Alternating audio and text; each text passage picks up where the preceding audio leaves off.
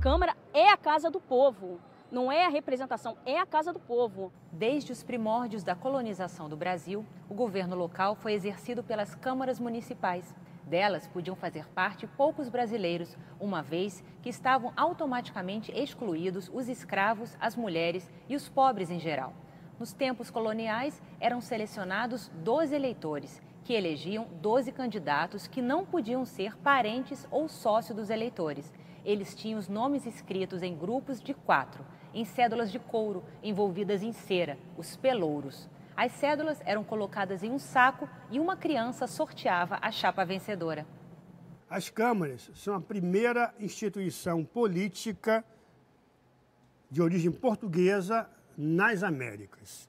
O objetivo delas era realmente representar os moradores portugueses ou seus filhos e descendentes aqui na colônia.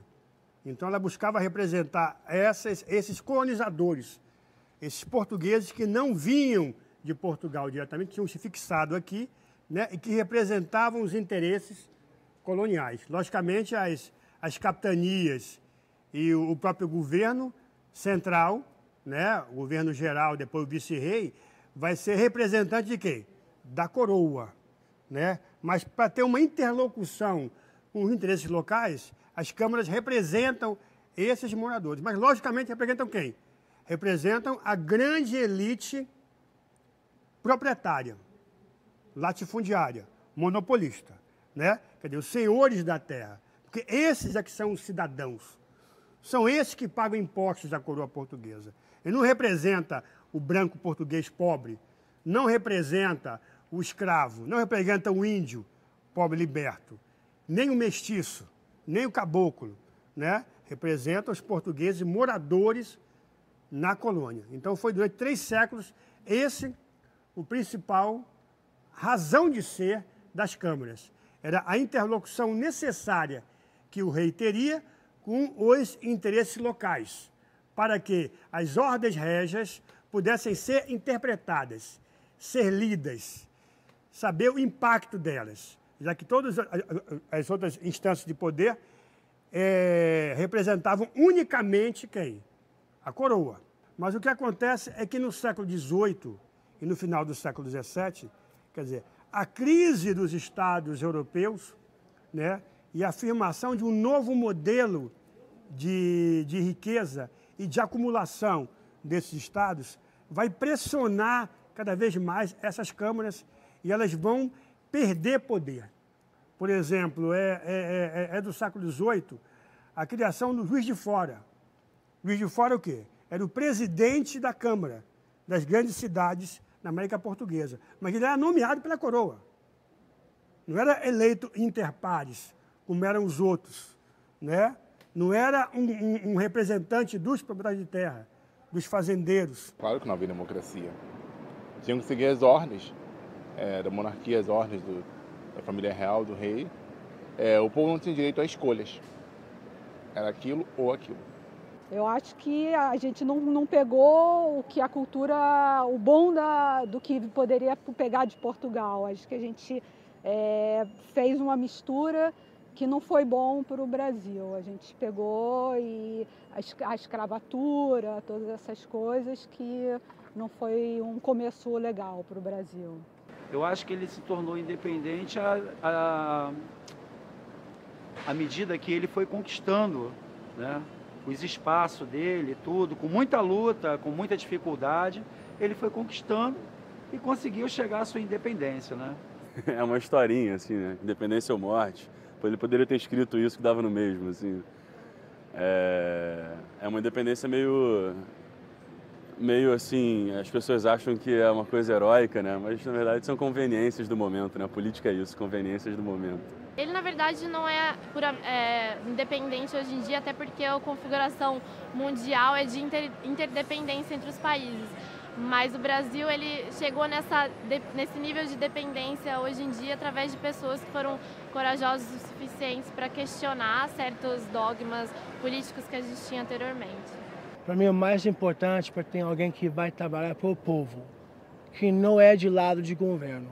As câmaras eram responsáveis pela coleta de impostos, pela regulação das profissões e ofícios, pela regulação do comércio, pelo patrimônio e sossego públicos, entre outras atividades. A autonomia das câmaras mudou com o tempo, mas nunca deixou de representar a vontade dos chamados, então, de homens bons, os poucos privilegiados que podiam participar da política local, e funcionou como uma caixa de ressonância dos interesses da população em geral. A ideia de Brasil só vai surgir no século XIX, mas as câmaras, com esse arroxo colonial, com esse aperto, principalmente após o fim do ouro, a decadência do ouro, em 50, elas começam a caminhar para a oposição ao poder régio. Mais para a oposição, para o quê? Para renegociar o pacto de poder. Não para dar poder à democracia, para dar poder a escravos, a libertos, a homens pobres livres, a pardos, nada disso. Era para distribuir o poder melhor entre as elites locais. E só no segundo reinado do século XIX, é que você vai ter um pacto de poder oligarquizante bem estruturado.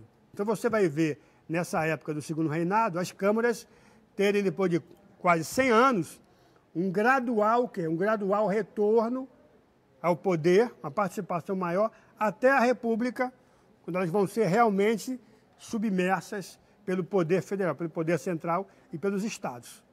Em 1776, no mesmo ano da Revolução Americana, né, vai ocorrer um caso no Rio muito estranho. Como é que é esse caso? Em relação à Câmara.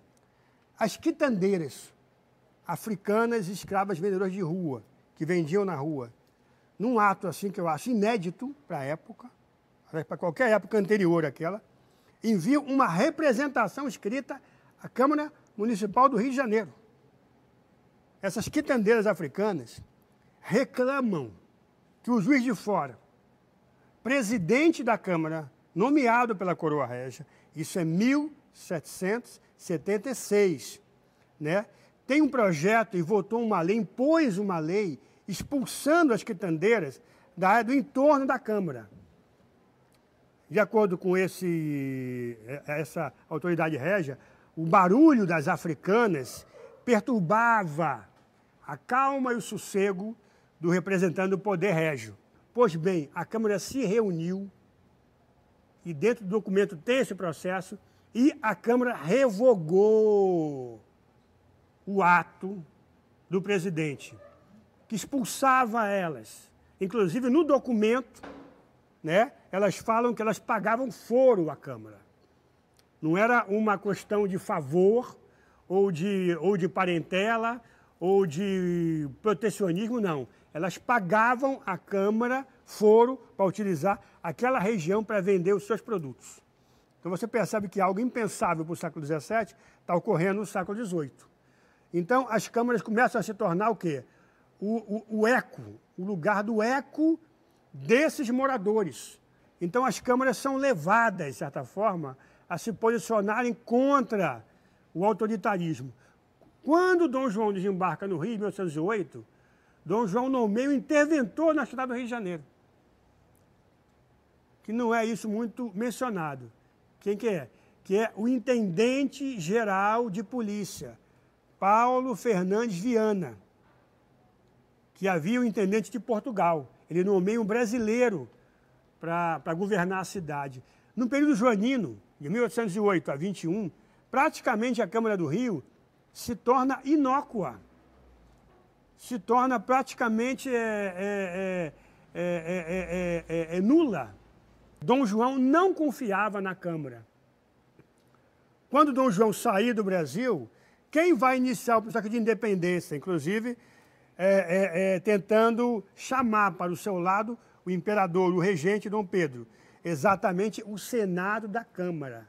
E depois, quando o Dom Pedro assume o poder e quando o Dom Pedro se pactua com as elites rurais mais poderosas, a Câmara volta o quê? Ao esquecimento.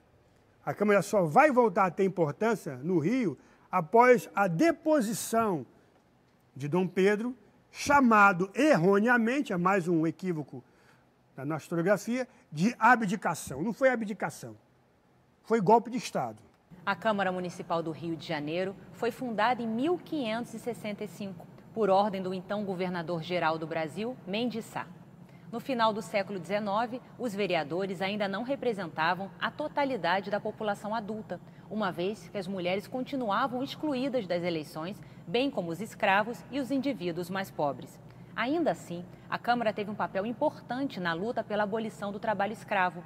Os cariocas acompanhavam de perto os discursos no plenário da casa, como o do abolicionista José do Patrocínio, que exigiu o fim da escravidão. Foi ele, aliás, que redigiu a Proclamação Oficial da República, que foi aprovada pela Câmara.